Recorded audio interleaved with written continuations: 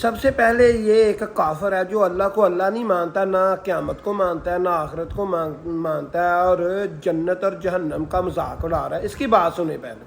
جنت کو دیکھنے کے لیے آپ کو مرنا پڑے گا، اوپر جانا پڑے گا، میرے کو بتانا پڑے گا، تب پتا چلے گا کہ جنت نام کی کوئی چیز ہے یا نہیں ہے۔ میرے کو جنت دیکھنے کے لیے اوپر جانے کی ضرورت نہیں ہے، میں نے یہی اپنی جنت بنا دی۔ یہ کہتا ہے اوپر جانا پڑے گا، یعنی کہ مرنا پڑے گا۔ مرنا تو ہے، ہر ایک کو مرنا ہے، ہر ایک انسان کو پتہ ہے۔ موت کو مانتا ہے پر آخرت کو نہیں مانتا، نہ اللہ کو مانتا ہے، نہ جنت جہنم کو مانتا ہے۔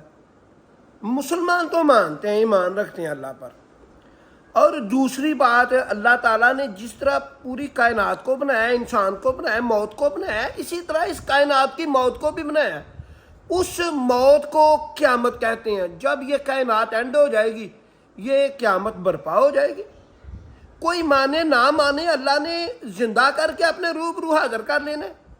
جب قرآن مجید میں اللہ ارشاد فرماتا ہے پنڈلی سے کپڑا ہٹا دیا جائے گا، اللہ پاک اپنی پنڈلی مبارک سے کپڑا ہٹا دیں گے، پنڈلی مبارک جیسے ہی نظر آئے گی، جو دنیا میں اللہ تعالیٰ کو اور اس کے رسولوں کو مانتے ہوئے نماز پڑھتے ہوئے وہ سجدے میں گر جائیں گے۔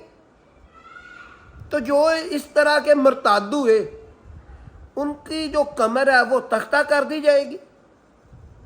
مرنے پر تو ہر کوئی یقین رکھتا ہے، پر جو کافر ہیں وہ اللہ کو مانتے نہیں ہیں اور نہ آخرت کو مانتے ہیں۔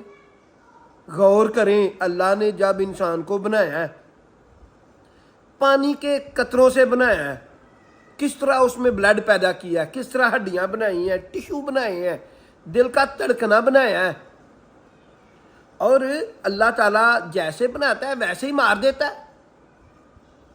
اللہ نے اگر زندہ کر لیا تو کدھر جائیں گے؟ مسئلہ تو یہ ہے، اللہ نے زندہ کرنا ہے، اس پر قسمیں کھاتا ہے۔ بڑی بڑی جگہ پر اللہ قسمیں کھاتا ہے کہ میں دوبارہ زندہ کروں گا۔ سورۃ قمر میں اللہ تعالیٰ ارشاد فرماتا ہے کہ میں جیسے ہی ان کو آواز دوں گا، یہ زمین سے ایسے نکلیں گے، اتنی تعداد ہوگی جیسے ٹڈی دل نکلتا ہے۔ سارا قرآن پر ہے دوبارہ زندہ ہونے پر اور قیامت کے ذکر میں۔ اور آپ